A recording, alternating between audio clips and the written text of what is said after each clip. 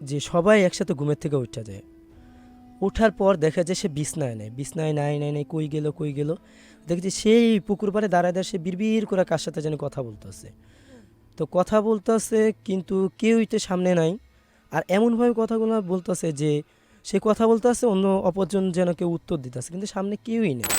পরে বলল যে মা দেখো, আমি তোমাকে যে কথাটা বলতেছি এটা বলাই ভালো, আমার মনে হইতেছে আমি আর বাঁচবো না। কেন বাঁচবো না? পরে বলে মা এমন এমন কাহিনী এই ছোটোবেলার থেকেই, তোমরা তো এটা খেয়াল করো, তেমন কারোর সাথে আমি কথাবার্তা বলিনি না, ছোটোবেলার থেকে আমার সাথে একটা পরী থাকে, ওর নাম হলো জেরিন বা এমন কিছু একটা নাম বললো। ও সবসময় আমার সাথেই থাকে ছোটোবেলার থেকে।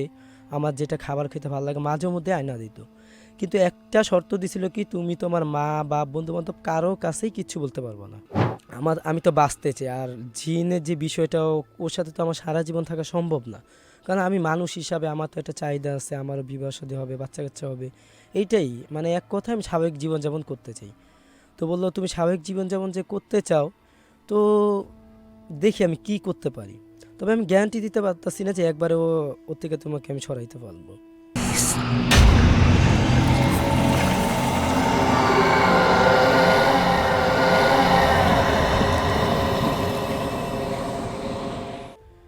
তো যে ঘটনাটা বলতে যাচ্ছি ভাইয়া, ওইটা হলো আমি একজনের থেকে শোনা। তার নাম হলো সুমন, আমার ক্লাসমেট। ও আর কি ঘটনাটা বললো যে মূল কাহিনীটা হয় কি, ওকে মাদ্রাসায় জিন ধরে। জিনে ধরার পরে তো হুজুর সারাই সারানোর পরে আমি জিজ্ঞাসা করলাম, বাবা তুমি যে সুন্দর, তোমাকে পরি ধরবে না তা কে ধরবে? তো বললো ভাই এই কথা বলো, আমার দাদাকেও তো ধরছিলাম। কি বললো? তোমার দাদাকেও ধরছে? তাহলে শুনি ঘটনাটা। পরে বলল দেখো, বলি যে আমার দাদুর জন্মের কিছুদিন পর, যেমন মনে করো যে সময় 10-12 বছর বয়স, তো আমার দাদু ছিল অনেক সুন্দর দেখতে। তা আমার দাদু অনেক সুন্দর দেখতে হয় কি, কিন্তু মানুষের সাথে কম একবারে কথাবার্তা বলতো। তো অনেক কম কথাবার্তা বলতো, আর মানুষের সাথে চলাফেরাও করতো অনেক কম, একাকী থাকতেই পছন্দ করতো। তো ওই টাইমেই সমস্যাটা হয়, ওই বয়সের থেকেই তার সাথে এই জিনটা আসে, কিন্তু কেউই বুঝতে পারে না। তোর বাপ মা মাঝে মধ্যে খেয়াল করতো যে ছেলে একা একা কথা বলে, খাওয়া দাওয়া ঠিকভাবে করে না, রাত্রে হঠাৎ ঘুমের মধ্যে পায় না, দেখা যায় যে তাদের বাড়ির পাশে যে পুকুর আছে ওই পুকুরের ওইখানে যা বসে থাকে। তো এরকম এরকম কিছু হইতে লাগলো। তো বাপ মা চিন্তা করলো থাক, ছেলে এমনিতেই তো দেখা যায় জন্মের পর থেকে কারোর সাথে এমনটা কথাবার্তা বলে না, আস্তে আস্তে বড় হইতেছে, মনে হয় সমস্যাটা বাড়তেছে। তো তেমন যে কিছু একটা হইতাছে বা সমস্যা যে কিছু একটা আগাচ্ছে, এটা যে আমার দাদুর যে মা বাবা কেউ বুঝতে পারে না। তো একদিন হঠাৎই হয় কি, যে দাদু রাত্রেবেলা একটা চিৎকার আওয়াজ শোনা যায় আমার দাদুর, ঘুমানো ছিল। তো ওই যে ঘটনাটা বলতেছে যে আমার দাদুর চিৎকারটা ছিল এত বড় যে সবাই একসাথে ঘুমের থেকে উঠা যায়। ওঠার পর দেখা যায় সে বিছনায় নেয়, বিছনায় নাই নাই নাই, কই গেল কই গেল, দেখছি সেই পুকুর পাড়ে দাঁড়ায় দাঁড়ায় সে বিড়বিড় করে কার সাথে যেন কথা বলতেছে। তো কথা বলতেছে কিন্তু কেউই তো সামনে নাই। আর এমনভাবে কথাগুলো বলতেছে যে সে কথা বলতেছে, অন্য অপরজন যেন কেউ উত্তর দিতেছে, কিন্তু সামনে কেউই নেই। জাস্ট একটা আলো দেখা যাচ্ছে, হালকা আলো লাইটের যেমন। তো এমন দেখার পর পরে যে আমার দাদুর যে মা, সে যা বলল কি ব্যাপার আবদুল্লাহ তুই এখানে? বলে রাখবার হল যে আমাকে ঘটনা বলছে, ও দাদুর নাম হলো আবদুল্লাহ। তো যে বললো যে আবদুল্লাহ তুমি এখানে কি করো এত রাত্রে, প্রায় তো রাত অনেক রাত হয়েছে। কয় কি ব্যাপার, আমি এই জায়গায় আসলাম কিভাবে আমি নিজেই তো বলতে পারলাম না। কোন সময় আসলাম, তুমি আমাকে মনে হয় নিয়ে আসছো আম্মু, তুমি এখন বলতেছো যে আমি এই জায়গায় আসছি। তো ওনার মা বুঝতে পারে যে কিছু একটা মানে আছে আমার ছেলের সাথে। তো ছেলেকে কিছু না জানে পরের দিন করে কেউ দাদুর যে মা একটা মসজিদে হুজুরের কাছে যায়। তো হুজুর বলল এটা তেমন কিছু না, আপনার ছেলে তো দেখতে সুন্দর, মাশাআল্লাহ একটু সুন্দর হইতে পারে, একটু জিন পরে আসর আছে, আপনি পানিটা নিয়ে যান, পানিটা খাওয়ান, আর সূরা ফালাক নাস পড়া প্রত্যেকদিন গায়ে একটু ফুটু দিয়া দিন। তো এই কথা তা ওনার মা এই কাজ করলো, বললো আবার যে ওই ছেলেকে কিছু বললেন না, কারণ হয় কি আপনি যদি ওকে এইসব কথা বলেন ও সারাদিন এগুলো চিন্তা করবে, আরও বেশি যদি চিন্তা করে এইসব জিনিসগুলো আর বেশি থাকে কাছে। তো বললো আচ্ছা ঠিক আছে, পানি পড়া খাওয়াইলো। দেখলো যে না, আগের থেকে একটু সুস্থ ছেলেটা, এমন তেমন সমস্যা হয় না। বললো যে তারপরে প্রায় 3-4 বছর কাটতে যায়। পরে সময় আরও বড় হয়, যেহেতু ওর দাদুর ঘটনা, আগে তেমন একটা পড়াশোনা ছিল না, তো কাজ করার জন্য গ্রাম থেকে তাকে ঢাকায় পাঠানো হয়। বলে রাখা ভালো, তার বাড়ি হলো কুমিল্লা, যে ঘটনাটা বলতেছি কুমিল্লার। তো কুমিল্লা থেকে ঢাকায় আসে, ঢাকা মেবি মিরপুরের দিকেই ওঠে বললো। তো ওঠার পরে ওই জায়গায় চাকরি করতেছে, চাকরির জন্য আসে। তো চাকরি করে, বাসায় কথাবার্তা বলে ভালোই। কিন্তু হয় কি, যখন যে সময় ও চাকরি করতে আসে, এই জায়গাটাই মূল সমস্যাটা হয়। কারণ ওই সময় প্রায় বিয়ের বয়স, বললো যে ওই ছেলে বললো যে ওই সময় আমার দাদার বয়স প্রায় 20-22 বছর হবে এমন আর কি, বিয়ে দিবে দিবে।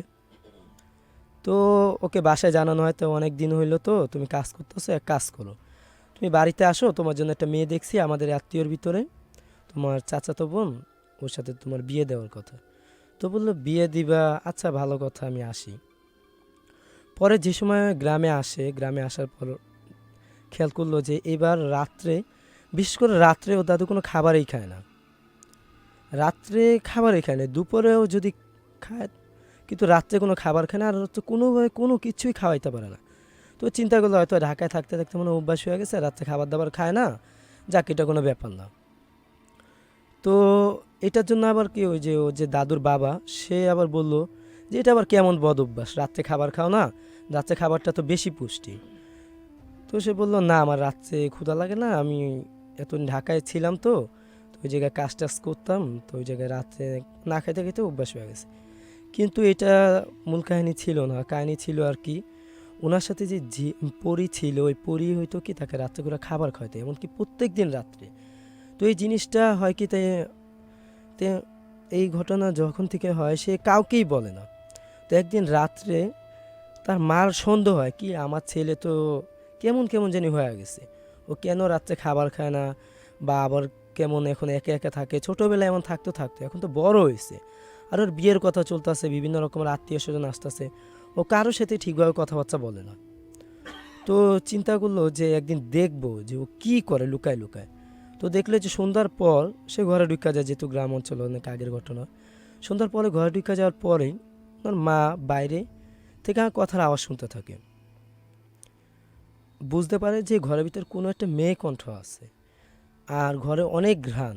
ঘরে ঘ্রাণ থাকার পর সে চিন্তা করলো কী ব্যাপার, এত সুন্দর ঘ্রাণ, এটা তো সাধারণ কোনো ঘ্রাণ না, আর মেয়ে এত রাত্রে কোন জায়গা থেকে আসবে, আমার বাড়িতে তো কেউ নেই, আমার এক ছেলে আর আমি আর আমার হাজবেন্ড। তো ওনার যে দাদুর মা, এটা চিন্তা করতে করতে ঠাস করে করলো কি, দরজা খুলে ফেললো। দরজা খোলার পর দেখলো যে একটা বিড়াল, বিড়ালটা বের হয়ে গেল, আর তেমন ঘরে কাউকেই দেখলো না। তো জিজ্ঞাসা করলো যে আব্দুল্লাহ, তুমি কার সাথে কথা বলতেছিল? পরে বললো মা, আমি তো কারোর সাথে কথাবার্তা বলতেছিলাম না, এমনি একা একা। পরে বললো একা একা কথা বললে তো তোমার একা শব্দ শুনতাম, আমি তো একটা মেয়ের কণ্ঠ শুনলাম। কয় তুমি যেহেতু মেয়ের কণ্ঠ শুনছো, তাহলে বলো তো মেয়ের সাথে আমি কী কথা বলছি? কয় এটা তো ঠিকভাবে শুনি না, কিন্তু মেয়ের কণ্ঠ শুনছি। বলতেছে যে আম্মু, তুমি মুরব্বী হয়ে গেছো, তো এর জন্য হয়তো অনেক আজে বাজে কথাবার্তা শুনছো। পরে এই নিয়ে অনেক কথাবার্তা হয়, পরে এক কথায় সে একভাবেই রাজি হয় না।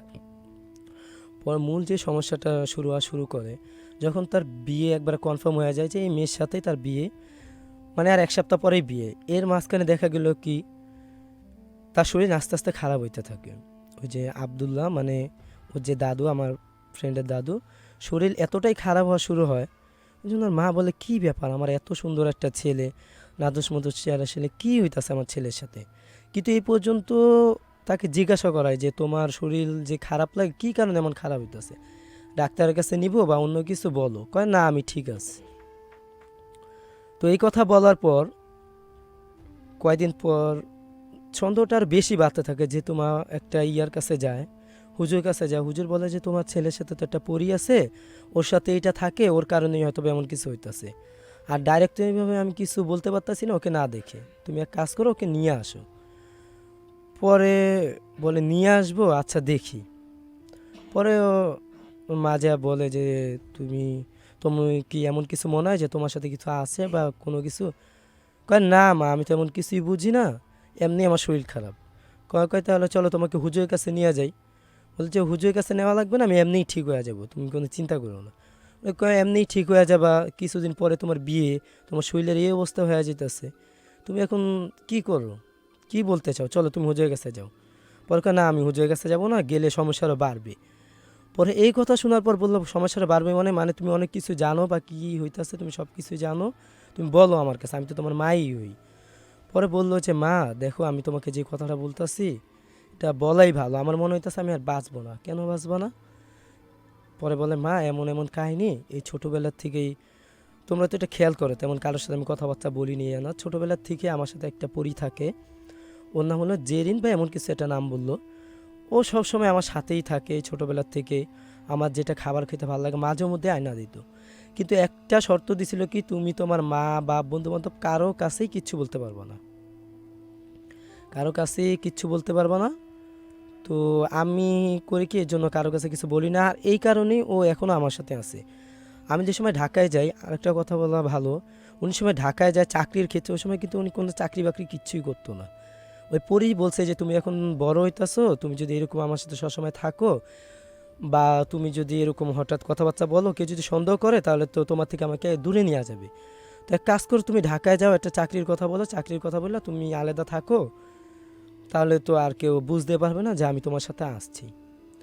আর টাকা পয়সার যে বিষয়টা, ওই পরি মাঝে মধ্যে অনেক কিছু আয়না দিত, এমন কিছু জিনিস আয়না দিত যে ওটা বেচলে অনেক পরিমাণে টাকা পাওয়া যেত। আর খাবার দাবার এই পরি আনাইতো বা টাকা পয়সা যেটা থাকতো উনি খাইতো, কিন্তু কোনো চাকরি বাকরি করতো না, বাড়িতে যে টাকা পাঠাইতো ওই টাকা থেকেই। তো বললো, মা এমন এমন কাহিনী, আমি তো আর বুঝি নাই যে কাহিনীটা তো বড় হবে। বিয়ের কথা তোমরা বলছো তাও কোনো সমস্যা নেই, এখন যে সময় দেখতে আসছি যে আমার বিয়ে হয়ে যাবে, তো ওই সময় পরি বললো যে তোমার তো বিয়ে হয়ে যেতেছে, তুমি তো আমাকে তাহলে ছাইরা দিবা, এক কাজ করো তুমি বিয়ের জন্য না কইরা দাও।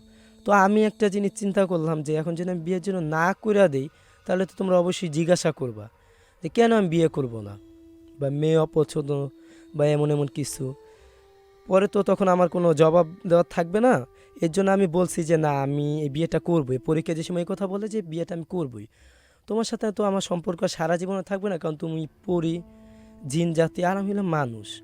তো এই কথা বলার পর নাকি ওই পরি অনেক রাগ হয়, রাগ হওয়ার পরে এই প্রথম আর কি এমন করলো কি, তাকে ধাক্কা মেরা ফালায় দেয়। ফালায় দেওয়ার পর থেকে বললো যে তুই বিয়ে করবি না, তুই যদি বাচ্চাই না থাকিস তাহলে বিয়ে করবি কীভাবে। এই কথা বলার থেকে মা আমাকে প্রত্যেক দিন রাতে এরকম টর্চার করে, আমি খাওয়া দাওয়া করতে পারতাছি না কিচ্ছু। এমনকি এই যে আমি যে 3-4 দিন বা যতদিন ধরে আছি, দেখতেছো আমার শরীর খারাপ, এই কয়েকদিন রাত্রে আমি একটা রাত্রেও ঘুমাইতে পারি না। ও আমাকে অনেক টর্চার করে, ও বলতেছে তুই যদি বিয়ে করস তাহলে তোকে আমি মাইরা ফেলবো, আর এমন কি তুই যদি বিয়ে করে ফেলাস তো এই মেয়েকে আমি মাইরা ফেলবো, তো এখন কি করবি তুই দেখ। তো এর জন্য মা আমার এমন এমন কাহিনী, আরও এটা বলছে তুই যদি কারো কাছে এই কথা বলসো তাহলে ওই দিনই তোকে মাইরা ফেলবো, কিন্তু এই যে আমি আজকে তোমার কাছে বইলা দিলাম, এটা যদি কোনো সমাধান থাকে মা তুমি আমাকে বলো। পরে বললো, দেখ বাবা, ভুল তো মানুষের কাছ থেকে হয়, তুই আমাকে জানাইছস, যাক আমি দেখি এটা কি করা যায়। পরে হুজুর কাছে নিয়ে গেল, হুজুর বলল, দেখেন কারেন্টটা এত দূর বার হয়েছে যে আমার দ্বারাই কাজটা করা সম্ভব না, আপনারা এক কাজ করেন, অমুক এক হুজুরের কাছে যান, উনি হয়তো বা কিছু করতে পারে। পরে এই কুমিল্লাতে এরকম কোনো চিকিৎসা পাওয়া গেল না, ঢাকায় আসলো, ঢাকা কোন জায়গার কথা জানি বললো আমার ঠিক মনে নেই। তো বললো যে ওই জায়গায় আসার পর ওই হুজুর দেখার পরে বলল, তুমি তো বিশাল ভুল করে ফেলছো, ও তোমার সাথে প্রায় 1 যুগ পার করে ফেলছে, আর ও কোনো সময় চায় না যে তোমাকে ছাড়তে, আর তুমি যদি এখন ওকে ছাইড়া দাও তাহলে ও তো তোমাকে মাইরা ফেলবে, ও খুবই শক্তিশালী একটা জিন। আরেকটা কথা বলা ভালো, একটা জিনের থেকে একটা পরিশক্তি বাস্তবেই বেশি থাকে। তো এরকম বলার পরে বললো, তো এখন কি করা যায় দেখেন, আমি তো বাঁচতে চাই, আর জিনের যে বিষয়টা ওর সাথে তো আমার সারা জীবন থাকা সম্ভব না, কারণ আমি মানুষ হিসাবে আমার তো একটা চাহিদা আছে, আমারও বিবাহ শাদী হবে, বাচ্চা কাচ্চা হবে, এইটাই মানে এক কথায় আমি স্বাভাবিক জীবনযাপন করতে চাই। তো বললো, তুমি স্বাভাবিক জীবনযাপন যে করতে চাও, তো দেখি আমি কি করতে পারি, তবে আমি গ্যারান্টি দিতে পারতাছি না যে একবারে ওর থেকে তোমাকে আমি সরাইতে পারবো, যেহেতু ও অনেক সময় ধরে তোমার কাছে আছে। এখন দেখি আল্লাহ ভরসায় কি করা যায়, আল্লাহ সব কিছু করতে পারে। পরে বললো, আচ্ছা ঠিক আছে আপনি করেন। পরে বললো, আচ্ছা তুমি এক কাজ করো, এখন থেকে তুমি কোনো দিন আর গরুর গোস্ত খাইতে পারবো না, যেদিনই গরুর গোস্ত খাবা ওদিনই তোমার সমস্যা হবে। আরও কিছু নিয়মতান্ত্রিক দিন যে সন্ধ্যার পর যতই কাজ থাকুক, তুমি যে কোনো কাজ করো না কেন, সন্ধ্যার পর যত তাড়াতাড়ি পারবা ঘরের ভিতরে ঢুকে যাবে। আর বিশেষ করে কোনো দিন রাত পুরাটা বাইরে কাটাবা না। তোমার যদি কোনো জায়গায় যাইতে হয় বাড়িতে বা কোনো জায়গায়, দিনে বের হবা বা ভোরে বের হবা, কিন্তু রাত যেন পুরাটা 12টার পর পার না হও। পরে বললো আচ্ছা ঠিক আছে। তো কিছু তাবিজ কালাম দিল, দেওয়ার পরে কয় দেখো যে তোমার আসলে কি হয়, কতটুকু আমি উপর করতে পারি। পরে গেল, দেখলো যে কিছুদিন ধরে আর কোনো সমস্যা নেই, স্বাভাবিক চলাফেরা। তারপর হয় কি, কিছুদিন পরে ঘুমের ভিতর সে অনেক জোরে জোরে চিৎকার করে কান্না শুরু করে। যে ভিকটিম সে অনেক জোরে কান্না শুরু করে, কান্নাটা এত জোরে করে যে তারা সবাই আবার ঘরে দৌড়ে আসে যে বাবা কী হইলো। এমন এমন কাহিনি, ও তো আমাকে অনেক মারধর করতে, স্বপ্নের ভিতরে মারধর করতে আসছে ঠিকই, কিন্তু শরীরের ভিতরে আঘাতের চিহ্ন বোঝা যায়। তো বললে যে এখন কি করো, তোমার তাবিজটা কই দেখি। দেখে যে তাবিজ আছে ঠিকই, কিন্তু আর কি কোনো কাজ হচ্ছে না। পরে আবার ওই হুজুরের কাছে নিয়ে যায়, হুজুরের কাছে নিয়ে যাওয়ার পরে বলে যে দেখো আমি যে তাবিজটা দিছি, এই তাবিজের ওর কিছুই হইতেছে না, কারণ ও শক্তিশালী অনেক জিন।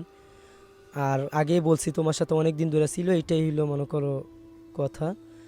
এখন দেখি আমি আরেকবার চেষ্টা করে দেখি। পরে আবার আরেকটা তাবিজ দেয়, তাবিজ দেওয়ার পর যে সময় যায়, তো আবার ঠিক 1 মাস ভালো থাকে। 1 মাস পরে সেম কাহিনী, ঘুমের ভিতরে এরকম মারধর করে, ইয়া করে। আর এদিক দিয়ে একটা কথা কি, এদিক দিয়ে আর বিয়েটা হয় না, যে 1 সপ্তাহের পিছিয়ে বিয়ে হওয়ার কথা ছিল, দেখে ছেলে এমন অসুস্থ, তো এর জন্য বিয়েটা অনেক পিছিয়ে দেয়। যেহেতু চাচাতো বোন ছিল, আপন চাচাতো বোন, তো বললো কয়েকদিন পরেই বিয়ে করো, ঘরের ছেলে ঘরের মেয়ে। তো এরকম করতে করতে হয় কি 1 মাস পরে আবার এই কাহিনী। পরে বললো দেখেন এই জিনকে আমার দ্বারা থামানো সম্ভব না, তো আমি আরেক জায়গার ঘটনা বলি, আপনারা ওই জায়গায় যান, দেখেন সে যদি কিছু করতে পারে। পরে বলে আচ্ছা ঠিক আছে, ওই জায়গায় যাইতে আমরা রাজি।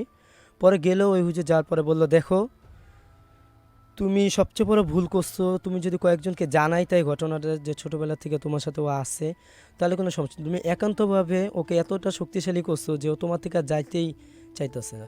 তা আল্লাহর উপর ভরসা রাখো, জিনের কোনো শক্তি নেই, আল্লাহর কাছে সব কিছু ঠিক হয়ে যাবে। পরে বললে হ্যাঁ হুজুর আমি এটা মানি, আল্লাহ সব কিছু করতে পারে।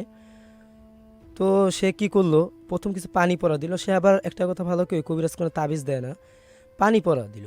পানি পড়া দিল আর কিছু কাজ করতে বললো, যে তুমি এমন এমন নামাজ কালাম পড়বা আর এমন এমনভাবে চলাফেরা করবা, ইনশাল্লাহ দেখবে এটা ভালো হয়ে যাবে। তো পানি পড়া খায়, পানি পড়া খাওয়ার পরে দেখা গেল যে আরও মানে খারাপের দিকে অবস্থা হয়ে যেতে থাকে, যে দেখা যায় যে একে একা সে নিজের গালে খামচানো শুরু করতেছে, খাবার খাইতেছে না, খাবার দিলে বাম হাত দিয়ে ঠেলা ফালাই দিতেছে, লাত্তি মেরা ফালাই দিতেছে। তো এই অবস্থা দেখে আবার হুজুরের কাছে নেয়, হুজুরের কাছে নেওয়ার পরে বলে যে দেখো জিনিসটা ভালোর দিকে যেতেছে, কিন্তু তোমার উপরে একটু কষ্ট হবে, এগুলো সহ্য করে রাখো, আর নিয়মিত নামাজ পড়ো, নামাজ পড়লেই ও তোমার উপরে আর আসতে পারবে না। পরে এমন এমন করতে করতে প্রায় 1 বছর মতো কাটতেছে এই সব কাহিনী করতে করতে। তো একটা পর্যায়ে হয় কি, হুজুর বললো যে তুমি এক কাজ করো, এখন বিয়েই করে ফেলো। বিয়েটা করলে হবে কি, বিয়ের কয়েকটা দিন তোমার উপরে অনেক অত্যাচার করবে আর থাকবে না।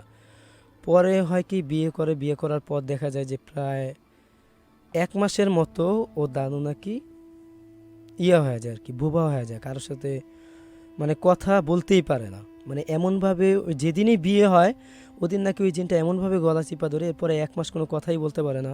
পরে আবার ওই হুজুর কাছে নিয়ে যাওয়া, হুজুর আবার কিছু পারিপোনা দেয়, কোরআন শরীফ খতম করতে বলে। আস্তে আস্তে পরে হয় কি, আবার 1 মাস পর যে সময় হুজুরের কাছে যায়, ওই সময় যে সময় পানি পড়ে এগুলো আবার দেয়, আবার যে সময় পানি পড়া দেয়। 1 মাস পরে কথা একবার স্পষ্ট বলতে পারে না, এখন হালকা পাতলা কিছু কথা বলতে পারে, কিন্তু কি ওই যে গলার যে দাগটা ওইটা এখনও যায়নি। পরে বলল আচ্ছা এইভাবে আর কতদিন হুজুর, এটার কোনো শেষ কি, কোনো চিকিৎসা আছে কি? পরে বলল যে দেখো সে যে চিকিৎসাটা, এটাতে অনেক ক্ষতি হইতে পারে তোমার, কিন্তু এছাড়া তো কোনো উপায় দেখতেছি না। তো হুজুর বলল যে অমুক অমুক জায়গায় যায় তোমার এমন এমন একটা কাজ করা লাগবে, তো কিছু গোপন কাজ দেয়। তো এই কাজগুলো করার পর হয় কি, দেখা যায় যে সে আবার বোবা হয়ে যায়। আবার যে সময় বোবা, আবার 1 সপ্তাহ পরে কথা বলতে পারে, মানে এরকম চলছেই। চলার পর লাস্ট যে ফিনিশিংটা হয়, যে হুজুর এমনভাবে আর কীভাবে, আমার তো জীবনেই চলতেছে না, একটা মানুষ কিছুদিন পর পর কথা বলতে পারতেছে আবার বোবা হয়ে যেতেছে, এটা তো আমার কাছে অনেক খারাপ লাগছে। তার থেকে কাজ করেন, এমন কিছু করেন যে আমি হয়তো মারা যাই, আর নাইলে এই জিনিসটা থেকে সমাধান হয়, আমার কারণে আমার স্ত্রীও অনেক কষ্ট পাইতেছে, এই সেই। পরে এমন বলার পরে হুজুর বললো আচ্ছা ঠিক আছে তুমি অপেক্ষা করো, তুমি 1 সপ্তাহ পরে আমার কাছে আসো, তোমার ওয়াইফকে নিয়ে আসো। ওর ওয়াইফকে আসার পরে হুজুরের এক কাজ করলো কি, একটা মাছের ডালের মতো একটা তাবিজ দুজনের হাতে দেয়। দুজনের হাতে দেওয়ার পরে ইনশাল্লাহ এরপর আর কোনো সমস্যা হয় না। এখন ওনারা সুস্থভাবে জীবনযাপন শুরু করে। এই ছিল আমার দ্বিতীয় ঘটনা বা লাস্ট ঘটনা।